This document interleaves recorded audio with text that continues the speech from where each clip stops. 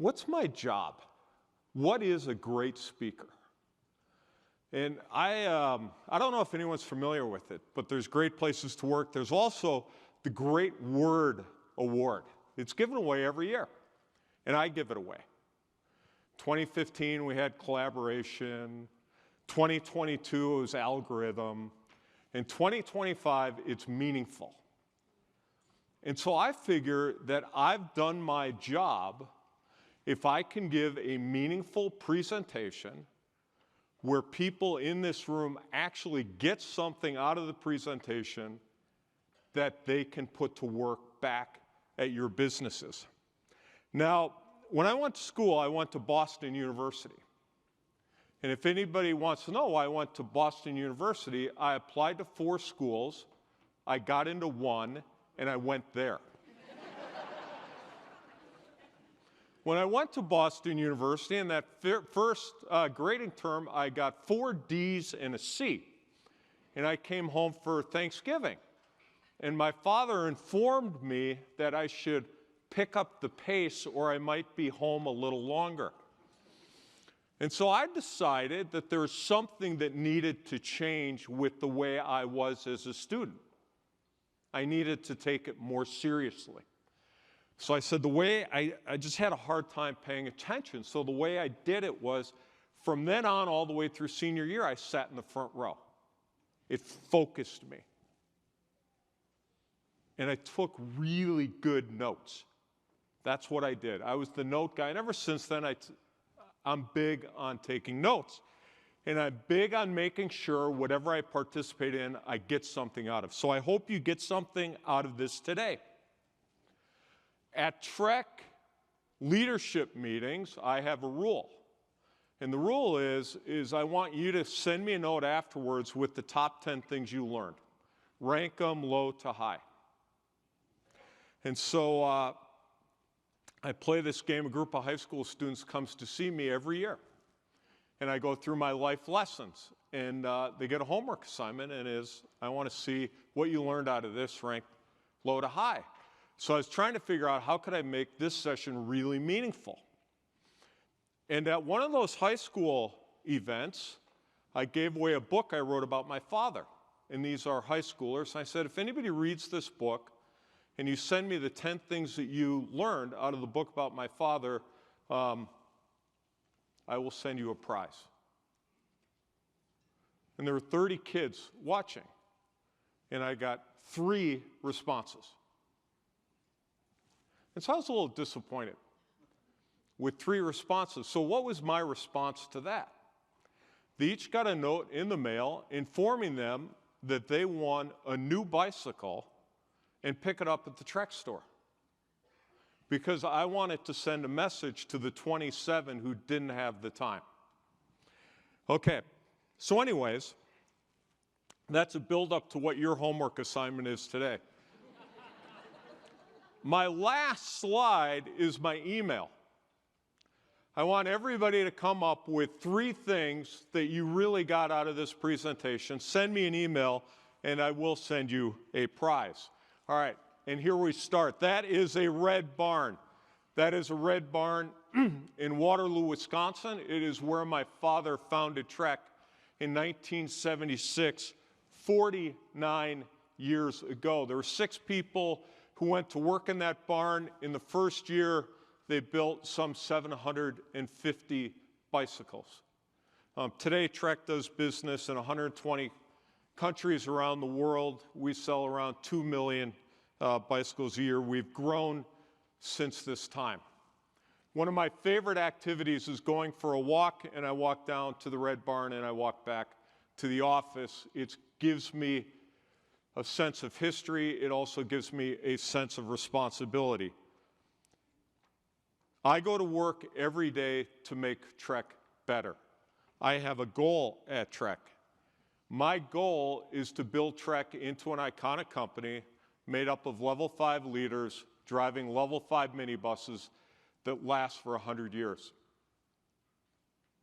I went to ChatGPT about 2 weeks ago and I typed in chances of a 49-year-old successful company making it to 100 years. Answer, 8%. That's what I'm playing against. And many people in this room are playing the exact same game. I'm doing my best, working with an amazing group of people to build a company that will last. Okay, so that's what we're going to talk about here today. I call it the CEO Toolbox. It doesn't matter whether you're a CEO, whether you're the head of HR, whether you are on an awesome minibus. These are the things that have worked at Trek. And it doesn't happen all at once. It's not a light switch. These are ideas that we have built upon over the years. We keep spinning the flywheel. We keep getting better. I'm going to share 6 of them with you, and hopefully there are some things that you will get out of it. The first one is develop a meaningful, there's our word of the year, a meaningful mission. 95% of the mission statements I see are crafted by the marketing department for the marketing department. My father came out to Trek. He started Trek in 1976. He was the money guy. He didn't run the business. The business ran into trouble. He came out. He fired the top managers, and he took over. He studied the company for 6 months. He got all the employees together in the factory. He stood upon a few pallets, and I think there were about 70 of us. He said, this is what we're going to do. This is the new mission of the company. We're going to have quality products at competitive values. We're going to deliver them on time, and we're going to have a great environment for our employees and our customers. It seems super vanilla today. That mission was so important because Trek was doing none of those things. The company rallied around this, and for the next 10 years, it was super meaningful. It saved the company. It provided a launch pad for Trek to grow and for Trek to become significant. It went like this. Its effectiveness went here, and then it plateaued, and then it started to decline. And the reason it started to decline was we had done most of those things. Times change, things move on. And so we started to have this internal conversation about 5 years ago, and we said, is the mission relevant? And the answer was, not really. So we said, you know what? I'm going to go back. What is it that we really liked out of that mission? It was simple, and it really got to the point of, if we do these things, we will win. And so he said, okay, let's come up with a new mission statement. If we do what do we really need to do here? What is the mission of the company? And so we took cues from my father's mission and we said, keep it simple. What really matters? We build only products we love. We have a higher threshold than consumers do. We should know better. This is our life's work. We build only products we love. I'm not just talking about bicycles and helmets and shoes and kids' bikes and mountain bikes. I'm talking about marketing campaigns. I'm talking about brand books. I'm talking about the financial deck that we put out at the end of the month. Every single thing I look at, I ask the question, is this an awesome product that we love? If it's not, it goes back. We don't do that. It's incredibly powerful. And this is the real test of a mission statement, is does it drive behavior every day? I sit in design reviews and I'll look at a product manager and I'll say, is that really something that you love? Kind of look and go, no, we're not doing it. It's got to be amazing. We provide incredible hospitality to our customers. Who are our customers? We sell to over 5,000 retailers, small bike shops, independent shops all over the world. They're our customers. Are we providing incredible hospitality to those customers? And it's also the consumer. Do we provide incredible hospitality to consumers? Years ago, we wanted to redo the owner's manual at Trek. The marketing department comes in, they put it on my desk, they go, here's the new owner's manual. And I'm flipping through it, warning, warning, warning, warning, warning, warning. Like, are you kidding me? Oh no, we have to, the legal says we have to put that in there. I go, it's terrible. And you know, the general counsel's sitting there, it's like, well, it's such a litigious society, we have to put that in there because we have to cover ourselves or we're going to get, you know. And I was just getting beaten down. And finally I negotiated. Right there, I held a negotiation, and I said, give me the front page. Can I have the front page? Like, you can have the front page. Thank you very much. And the front page says, thank you for buying a Trek. Welcome to the Trek family. If you ever have a problem with your Trek, see your Trek retailer and they will take care of you. If they don't, call Trek. Here's the phone number, and we will take care of you. If you are not completely satisfied, here's my email. Contact me, and I will take care of you. JB. That's how serious we are about taking care of customers. It really matters. If you're looking to dramatically differentiate your business, take care of the customer like nobody else. Michael, Great Places to Work talks about trust. And I always view trust as something really interesting. My father was big into trust. He never locked his house. He always kept his keys in the car. We spent a year living in Boston. He'd drive to Logan Airport, and he would leave his keys in the car. And one time, somebody smashed open his window, and they stole the stereo, but they left the car.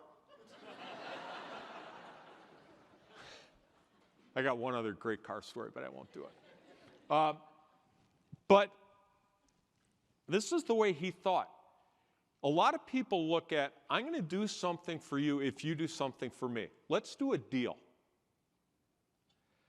And the way we think is, we're going to do a lot of stuff for you. We're going to provide incredible hospitality. We are going to deliver as much value to you as we possibly can. And we're not going to ask for anything. Because we trust that it will come back to us. And let me tell you, when you go about it that way, it comes back tenfold. That, to me, is what trust is all about. That's why this mission statement really matters. And then, the last part of our mission is we want to change the world by getting more people on bikes. If you asked me, well, John, how are you doing? I would say on the first one, 0 to 5, my world is a 0 to 5 world. We're a 4.5. On the second one, we're a 5. On the third one, we're a 2 with a green arrow. We just launched a Ride Club app. It helps cyclists, it challenges cyclists, and we think it's a huge game changer. We're still figuring out this third part of our mission, but I'm pretty confident we're on the way. Okay. Then we just add, we haven't unveiled this yet, but this is the code of Trek culture. This is how we want people to behave inside the business. It's different than the business. These are the principles for how we work and how you can make a big difference at Trek. And there's 6 things. Number 1 is live the mission. All right? One of the isms that I just love, and I heard this some 30 years ago, is University of Michigan did a study. And they did the study on why people fail in their jobs, and there's 2 reasons. Number 1 is they were never told what the job was, and number 2, they were never trained to do it.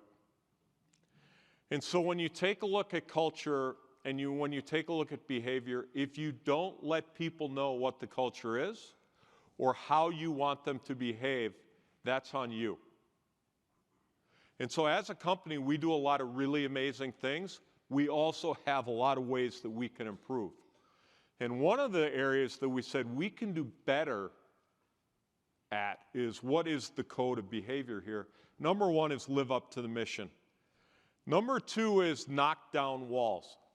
I'm going to talk about this a little bit later. At every company, there are walls. If you want to get stuff done, people just don't fall over and say, we are here, we're going to help you get it done. Sometimes that happens, sometimes it doesn't. You need to be persistent. I'm always reminded of the sales guy. The average customer says no 5 times before they say yes. The average salesperson gives up after 2 no's. Sheer will. There's a great book out right now, I highly recommend it, The NVIDIA Way. And it talks about Jensen Huang, the CEO, and in the second to last paragraph, NVIDIA reached the highest market cap of any company about 6 months ago. Second to last paragraph, he says, don't be mistaken. He said all the success that NVIDIA has had comes down to this. It's sheer will. And that's a huge part of Trek's success is when we're successful, we get the ball over the line. We want to be able to tell people that. Make some damn friends. We slightly changed the language for this one. If you don't have relationships within the company, you are going nowhere. You need to make friends. The best leaders have the best relationships. Do the right thing. At Trek, we pride ourselves. We get into plenty of crises, and we always go to doing the right thing. It's a big part of what we do at Trek. We don't compromise. Get better every day. We have a strong culture of continuous improvement. We want everybody to know that. And we protect our planet. We only have one planet. It's interesting that there are some people who see things differently, and I find that hard to believe. But we have one planet. Our planet is not in good shape, and we believe at Trek we can make a difference. Those are 6 things that we're really looking for. Now, that's the first thing, is have a meaningful mission. The second one is create a fleet of sparkling minibuses. So at Trek, you're part of a minibus. And your minibus is rated 4 times a year, and you're either a level 1 through a level 5 minibus. And how do we come up with this? In 2018, we were going to have a global leadership meeting. And we said, who would we really want to have at that meeting to speak? And Mark Joslin, the head of HR at Trek, and it just kind of pains me when I say that, Mark Joslin, because I never call him Mark Joslin. When the TV show Ted Lasso came out, Mark was watching it with his 3 kids, and they get to the end of the show, and they all looked at him at the same time, and they said, Dad, you are Ted Lasso. And so for the last 5 years, the only name I've ever called Mark is Ted. So Ted calls up Jim Collins. And we have a conversation with Jim, and Jim comes to Trek. And I was a huge student of Jim Collins. And I'd read all the books, I'd put together PowerPoints, I'd shared them with leadership. And he came, and he changed Trek that one day. Being on the stage for 3 hours, he changed Trek. And the most important part of his message was this: how does Trek become truly, truly great? And he's looking at 350 people. And it was like he was individually talking to every single person. For every single one of you in here, whatever your minibus, make it truly great. First and foremost, it is a fleet of sparkling minibuses. And so we took that concept and we said, we're running with that, and we're going to create minibuses. I go back here, and there they are, level 1 through 5. We're going to have level 1 through 5 minibuses because Trek is not one big $2 billion blob. Hey, how did we do last month? Oh, how do you think we'll do this year? It's kind of a mystery because it's so big, nobody really can connect. I don't want there to be one owner of Trek. I want there to be 750 owners of Trek. I want there to be 5,200 owners of Trek. People who really believe that they make a difference. biggest concept here is the multiplying effect of a minibus. We have 750 minibuses at Trek, 450 retail stores, 120 sales territories, 12 distribution facilities, 2 manufacturing plants, a finance department, a marketing department that's broken up into 6 pieces. You get up to 750 pretty quickly. I want each and every one of those people feeling like they are owners. Okay, you are the head of a sparkling minibus. You need to put together a plan, a really simple plan. This plan is no more than a few PowerPoint slides. The company has a flywheel, so everybody operates with the same flywheel. Each minibus needs to be able to tell you the good in my business and the brutal facts. The third piece is the OKRs, what are your objectives, and WINHW, what I need help with. I want to be able to have a conversation with any leader at Trek and have that leader say to me, hey, JB, this is what I need help with. And finally, a scorecard, because we believe what gets measured gets done, so what are you measuring? Okay, so here's the flywheel. And the flywheel at Trek, this is our whole business strategy on one page. This is Trek's business strategy. The first thing is we put the best team on the field. Everything about Trek is about people. We win with great people. Everyone at Trek is a leader. We have a level 5 leadership program. This year we updated the Sparkling Minibus program, and we take Great Places to Work really seriously, and we'll talk about that. We have a long-term view at Trek.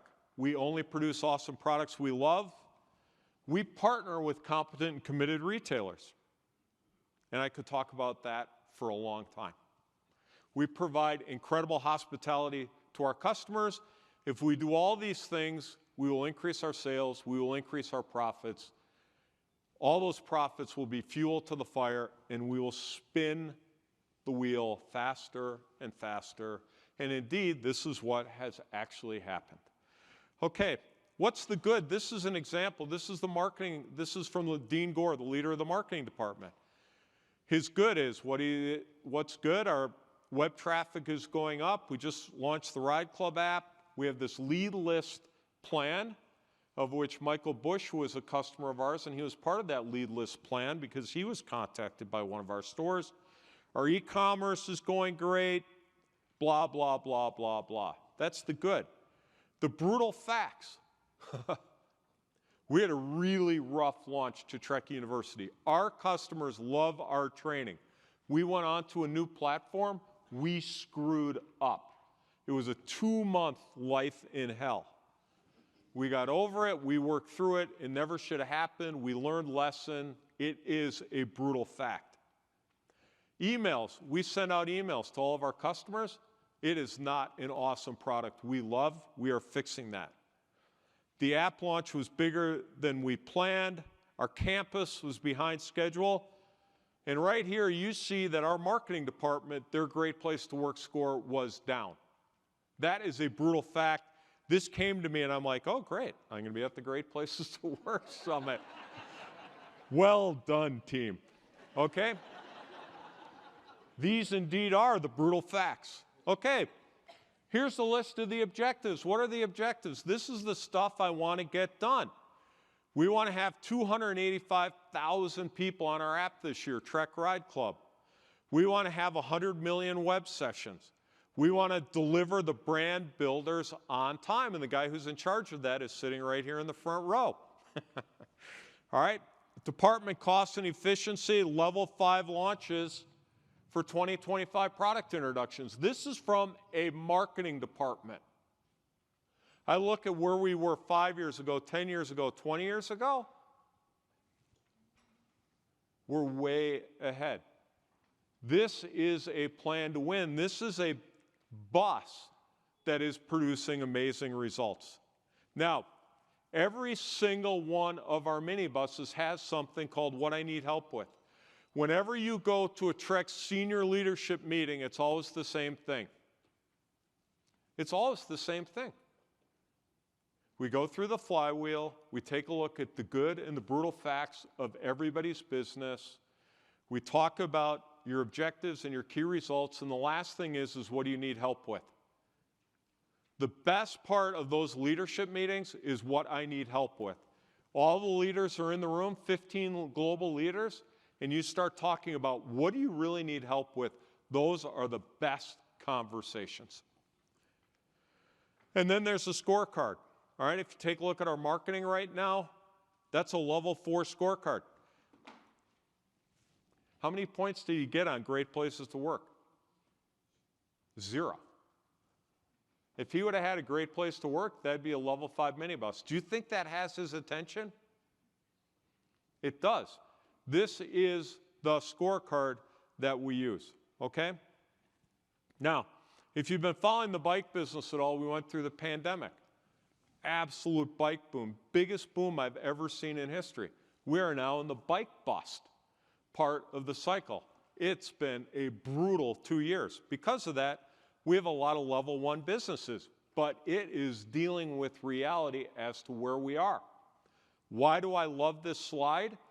Every single bus knows exactly what they need to do in order to be a level 5 bus.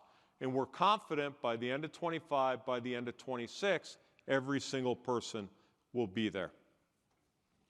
Now, I'm going to talk to you about, we have a level 5 leadership class. And as part of that, I love to interview great leaders. So I go down to Alabama maybe 3 years ago and I interviewed Nick Saban. And Nick Saban has won like 7 national championships and he's delivered some amazing results. So I asked him a question. I said, he's famous for his process. I go, could you tell me about the process? And he says, yeah. He goes, I'm at Michigan State. I'm 4-5. I'm about to get fired. And we're going to play Ohio State. They're 10-0. They've been the #1 ranked team all season.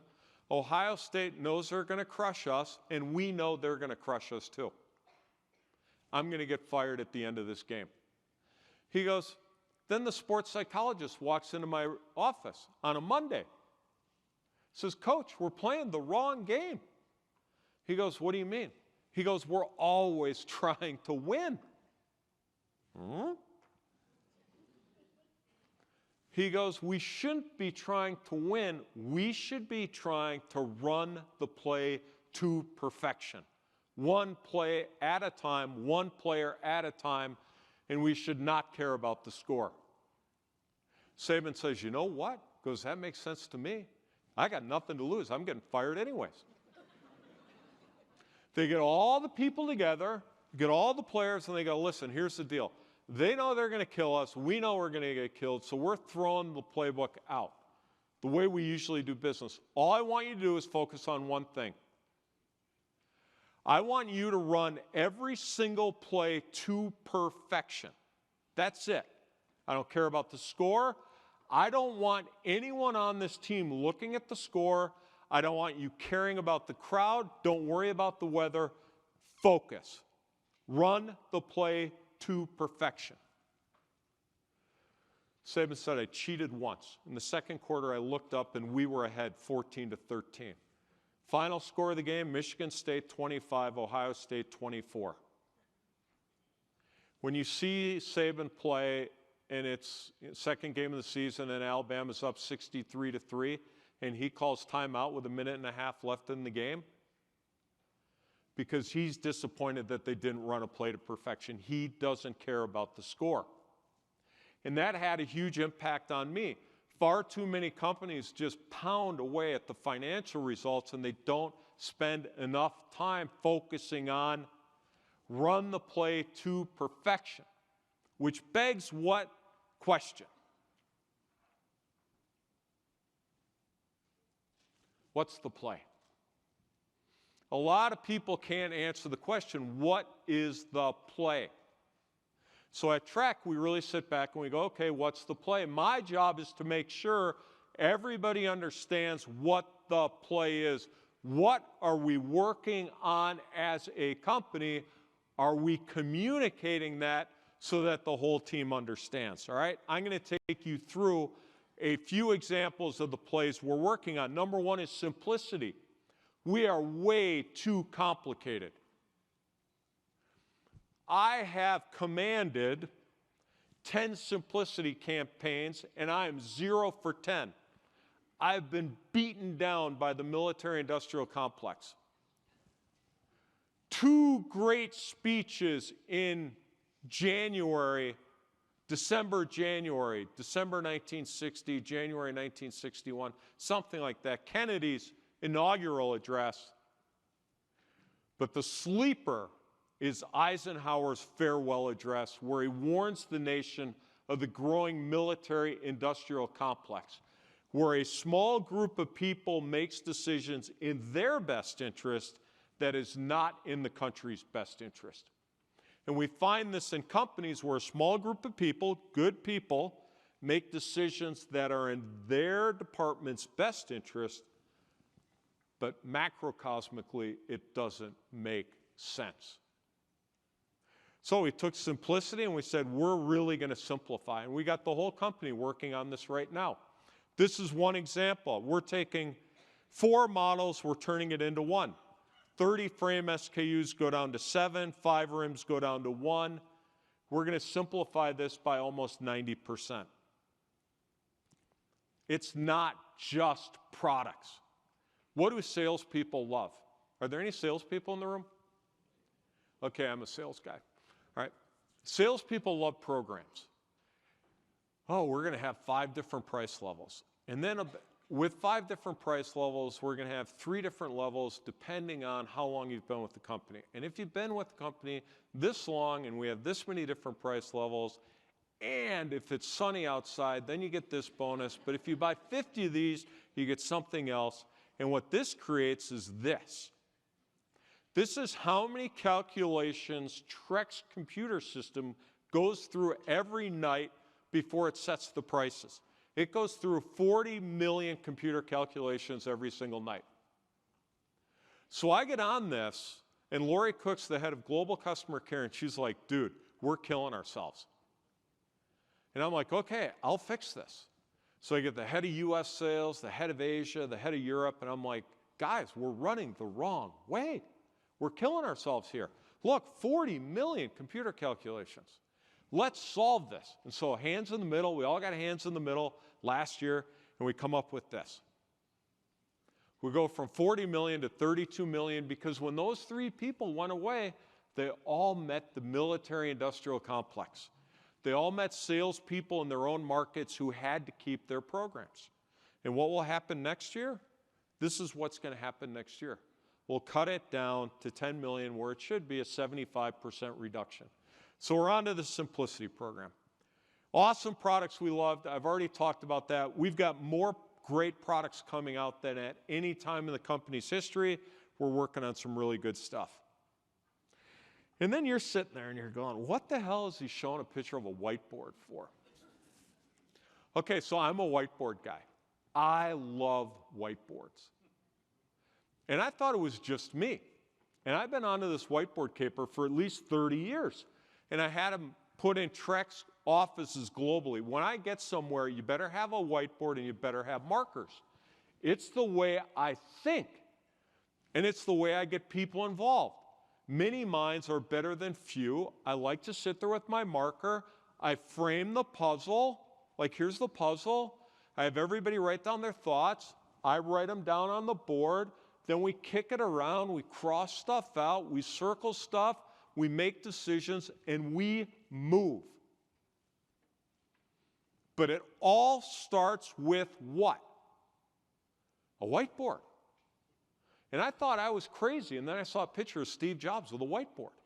Then I read that NVIDIA book, Jensen Huang, huge whiteboard guy, all right? So I've got a portable whiteboard, but the whiteboard falls apart all the time. They're terrible. It's a horrible product. I only deal with awesome products that I love, so I get together with Ted. I'm like, Ted, the whiteboard sucks. And Ted says, we can fix that for you. And I'm a product guy too. So let's fix the whiteboard. Because I got a whiteboard at my house. I need a whiteboard. So what do? Of course, now we have flip-up handles because you need to be able to move that whiteboard. And those big whiteboards, they get out of control and you can't move them around. But if you put the handles on, that fixes it. Board cleaner, where is the board cleaner? Now it's right on the whiteboard. Okay, how about the marker slots? Because the markers go all over the place. Now we've got slots. You put the markers right in there. The best feature of them all, yeah, the all-terrain wheels. Because they put those crappy wheels on the whiteboard, and then you want to move that to the garage and back? They fall off all the time.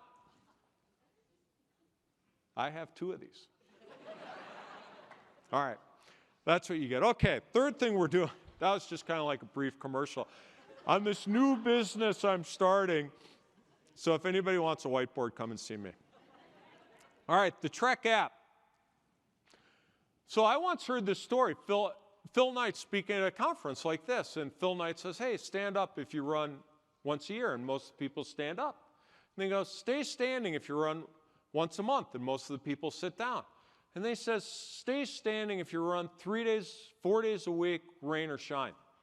And there's just a handful of people. He goes, we're the brand under the light at 5 in the morning when it's raining, and we're the ones cheering you on. Just do it isn't about winning, it's about participating. And I'm like, I have no shame. And I'm like, that's us. That's what we do. Is we help people out. We're always there for people. We provide the best service in the world. And so we're going to come out with an app, and we're going to help people out through the app. We're going to have all of our videos on how to maintain your bike, how to fix stuff, how to do this. We're going to have all these great routes where people can ride. We're going to have these challenges so people can keep track of their miles. We're going to do all this super cool stuff. And then, has anybody ever watched the West Wing? Great TV show. If you get the chance, go to YouTube and put in West Wing Butterball Hotline. And the president calls the Butterball Hotline. And so when I have a problem with my bike, and I ride a lot. I ride 5,000 miles a year. I ride my bike a lot. And my wife is my mechanic. She's amazing. So I really don't have to do anything. But we run into a few problems, like the time we're out in Lodi and a nail goes through my carbon rim. Like, what do? What do?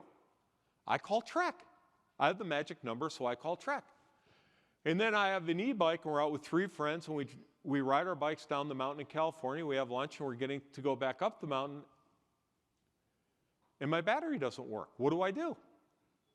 I call Trek. And so on the app, there's Rideline. Now, instead of providing the absolute best hospitality to just retailers and a few consumers who call when they have a big problem, we're on your phone wherever you are. You have a problem with your bike? You have a problem with anything? All you do is call Trek. It doesn't cost anything. We get back to trust. We're just there to take care of you. Okay. Now, one thing I would say about Trek on the positive side is we are a learning organization. We learn and learn and learn. And one of the things we do is we read a lot of books, and we also have gotten onto the Acquired podcast. We listened to Acquired podcast, and they had an episode on Hermes. And I'm like, wow, that is an amazing company. So we have a factory in Waterloo, Wisconsin that makes all these high-end bikes. But if you came there, you would go, that really doesn't look that impressive. And so one of the things we're doing right now is we're changing the entire factory in Waterloo to be like the Hermes factory. Like, we're building one bike at a time. They're the absolute best bikes in the world, and it will open on June 6th, and it's going to be freaking amazing. Okay, continue to improve our hospitality. This is an NPS score. I don't know if anybody knows about NPS scores. Nike's NPS score is 48. Apple's NPS score is like 62. Trek's NPS score, brick and mortar dots, is 94. It was 94 when this slide was put together. It's 95 now. We measure it every single day. Anybody who is a detractor gets a phone call. We care about our hospitality. With retailers, there is not a retailer NPS score, so we came up with our own. We measure our own NPS with our retailers around the globe. We send out surveys 4 times a year. We measure our NPS score with retailers. We're a fricking 86. For business to business, it's super high. And then we just started to sell stuff online. Trek's NPS score online is an 82. It's plus 2 points this year. We have a ton of plans to do better. This is SAZ. This is the largest German trade magazine. They just ranked all the companies in Germany. Trek ranked #1. It ranked #1 because of this, because we're focused on the NPS score of our retailers. Does anybody know what place we're going to get next year? I already know. I already know that we'll win next year and we'll win by a larger margin because of this. We already have the plan in place. These are all the projects that we're working on to improve our NPS score. They all have a DRI, who's the direct responsible individual. They all have a date, and we know exactly where we're at. I already know that we're going to win. Okay, 6, winning at retail is a big deal for us. We're really focused on this. We own 450 of our own retail stores around the country. Did you just see that? My assistant does this stuff. She's amazing. We own 3 stores in the city of Canberra in Australia.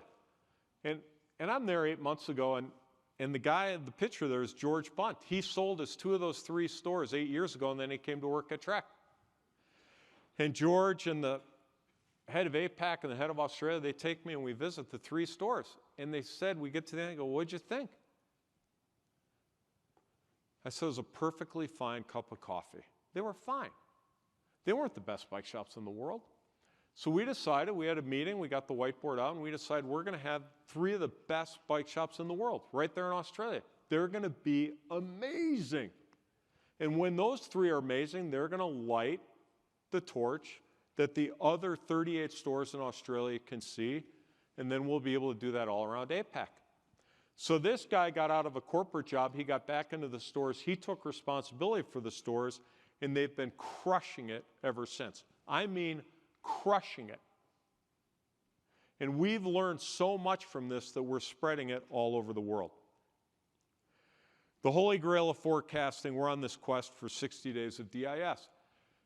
This is a cause for our forecasting team. These people matter. They run a sparkling minibus, and it's a really big deal. Then we have something called the 4% margin campaign. 4% of $2 billion is a lot of money, and we have a focus on how to get that money. We have a cause. It's a minibus. That team knows where they are going. All right? So that's the key there is just, Nick Saban, run your play to perfection.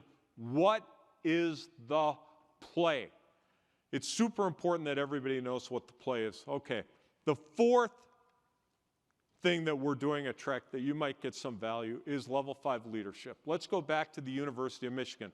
Why do people fail? Number 1, they don't know what the job is, and number 2, they've never been trained to do it. Too many people think leaders are born, not made. Wrong. Leaders are made, leaders have mentors, leaders can be coached. I've seen this time and time again at Trek. You can coach people up. Well, the best football game I ever saw, and this was like, I don't know, 6 years ago or so, Seattle Seahawks are playing at the Carolina Panthers. It's like NFC Championship game. Carolina Panthers are up like 35-0 with 30 seconds to go in the first half. This game is over. It's over for everyone except for Pete Carroll, the coach. He's fired up the whole half. They kick a field goal at the end of the half, and he's running into the locker room like he just won the game. And he's coaching up the players throughout the half. Tommy, move your feet. He's coaching in the moment. We used to do feedback sessions once a year. Now we're all about coaching. People can be coached to be great leaders. What are you coaching them towards? We call it level 5 leadership. It's humility, it's will, it's can you put the best team on the field, and do you have a vision for your business? That's it. These are the 4 things.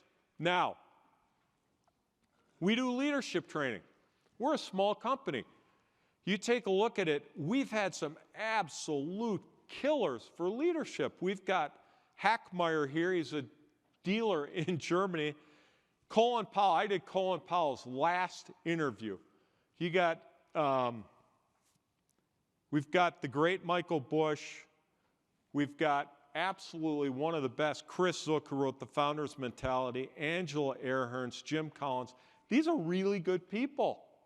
And we chop all this stuff up. The marketing department does an amazing job. Guess who we provide this to?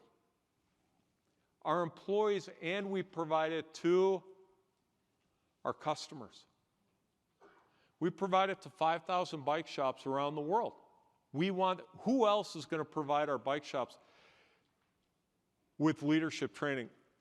I went through, in my office on my whiteboard, I went through the top 20 Trek dealers of all time. The ones who built enduring businesses, who made a bunch of money consistently. What did they all have in common? They had one thing in common. They all were run by level 5 leaders. We need to do a better job of training our leaders, so we do. Now, I want to talk to you a little bit about, this is Andy Plitzka. Andy Plitzka is in charge of product at Trek. 5 years ago, Andy Plitzka was a level 3 leader at Trek. I took that picture 2 years ago. Andy Plitzka was coached, and coached some more, and Andy Plitzka became a level 5 leader. Unbelievable. Ted and I do these reviews. We've changed from a 6-page review 20 years ago to 10 years ago, a 1-page review. Today, it is a conversation. We did a review in my office yesterday. I write up the strengths on the board. We have the person who's getting reviewed write up her or his weaknesses. What are the things that they're working on in their level 5 journey? We have a conversation about that. We write down all the people that they interact with at Trek, and we have them rate the relationships. Then I go through the key factors of level 5 leadership. Humility, will, vision, best team on the field. We talk about that. And then we go through what are the key things that you need to do in order to improve your leadership skills. It takes 45 minutes to an hour. It's the best 45 minutes to an hour out of the year. That's Andy, level 5 leadership. There's Lori Cook. She's in charge of customer care. Yesterday, in fact, was Andy Plitzka again. I told Andy yesterday he was a level 5 leader. I looked him straight in the eye.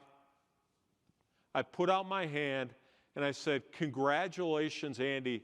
You are a level 5 leader at Trek. I am so proud of you.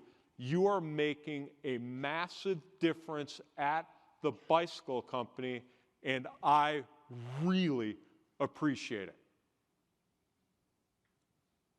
It makes a huge difference, all right? That's what we focus on. If you have great leaders, you will have a great company. The question is, what are you doing to develop great leaders? Okay, number 5, great place to work. I don't have this on here because I'm at the Great Places to Work Summit. Whatever presentation I give, I put in Great Places to Work. There's an origin story to this, and Ted comes to me, I don't know, 12 years ago or something, and he says, hey, I have a meeting with you at 10 o'clock today, and I'm bringing in some guy from the Great Places to Work. He's going to give us a presentation. Oh, Shoot me now. Ted, do I need to do this? You got to do this. I don't want to do this. You need to do this. Okay. So we sat in that room. The guy comes in. He puts on the presentation. He's got 30 slides. This guy is 0 for 28. It's terrible. He gets to slide 29. He goes, let me tell you this. There's a direct correlation between a great place to work and your profitability. Whoa, head snapper right there. Tell me more. The guy tells me more. I'm like, sign us up. Greatest comeback in salesmanship of all time. Unbelievable. All right, sign me up. And it's happened. Trek has become a great place to work. Our profitability has gone way up. And a lot of our culture has come from that meeting and great places to work. And so I put this in here. And I said this to Ted the other day. I go, do you think we're cheating? Because what we do is it goes on everybody's OKRs. Every single leader at Trek, their first objective is great place to work, and we give points away for it. We care. We know if you have a better place to work, you will have a better team, incredible issues get solved. It's a game changer. So how do we do it? There's a guy in the middle here, his name's Chris Montgomery, and I go out to the West Coast warehouse. I'm there like, I don't know, maybe 7 or 8 years ago. And this guy started at the West Coast warehouse, and our great places to work there was like 55, the lowest in the company. And in 1 year, he went from a 55 to an 88. We've never seen that kind of a jump. So I went out there. I'm like, Chris, dude, what's the deal? He goes, oh, it's really easy. He goes, it's not my responsibility to have a high great place to work score. It's everybody who works here.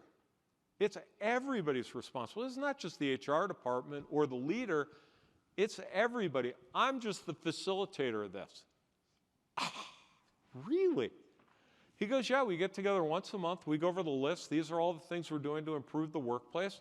We cross them off. We see if we have any additions, and we just keep working the list. People love it. People want to have a great place to work. And that's how he did it. So we keep score. This is the score. Every leader, we saw marketing. Marketing was down last year. We got a bunch of parts of the company that were up. Every single leader at Trek cares. We're trying to make Trek an incredible place to work. Okay, that's me and Ted. Me, Ted, and the cow. One of the things we learned during the pandemic, when the pandemic started, we thought we were just screwed. March 12th, 2020, we thought we were absolutely screwed. So I don't know, it might have been David Kohler sent me a note about this leadership in a crisis. And one of the things in that leadership in a crisis was communicate. Like, make sure you're communicating. So we sent out a video once a week to people who thought the end of the world was at hand. And we made it through that crisis. One of the things we didn't change was communicating. I put out, Ted and I do a video once a month. And that video goes out once a month to leaders around the world. And they get together with their teams and they hear what's going on from my chair. And I tell them the good and I tell them the brutal facts. So people see everything that's going on. But what's that one thing in great places to work that used to keep coming through on our surveys is communication. We don't see a lot of that anymore. And the reason why is we change what we do. Once a month, we send that video out. Once a month, we have a leadership meeting. We have the best leadership meetings in the world. And the focus of those leadership meetings are successful leaders standing up and telling their story. Okay, that's what we do there. Okay, number 6, think bigger than the barn. On the anniversary of Steve Jobs' death, the 5th year, somebody asked Tim Cook a question. They go, what was the real message of Steve's life? And it took him like 0.03 seconds to respond. He goes, oh, that's easy. Steve believed everybody lived in a box and that they were capable of so much more and that it was his job to get them out of the box and get them to understand what their potential is. I believe the same is true with companies. People keep doing the same stuff over and over and over again, and they keep getting a little bit better at it. And rarely do they try new things. At Trek, we try and think outside the box. What can we do differently? The way to win at business is, how are you dramatically different? We call it thinking bigger than the barn. So one thing we did this about 25 years ago. I'm super proud of it. I was sitting in a listening session in San Francisco, and I said to 20 retailers assembled, what's the biggest problem you have that you can't solve? And they said, our point of sale system sucks. So we came up with our own point of sale system. We now provide a point of sale system to 80% of our retailers. It works great for them. We know everything that's going on in the market. And in these crazy times, knowing what actually is happening at retail is worth a lot. Okay. What's another challenge that customers are having? Their bookkeeper is poor. Wow. Could we get into the bookkeeping business? Like, we're their supplier. Would they trust us to do the books? Sure. We now do the books for a lot of our customers. And if you think of a small business person, the bookkeeper they use probably does the gas station, does the bakery, does the tailor down the street, and does the bike shop. They don't know a whole lot about bike shops. We know everything about bike shops. We're a way better bookkeeper. Okay, does anybody know what this is? So I saw this in a documentary.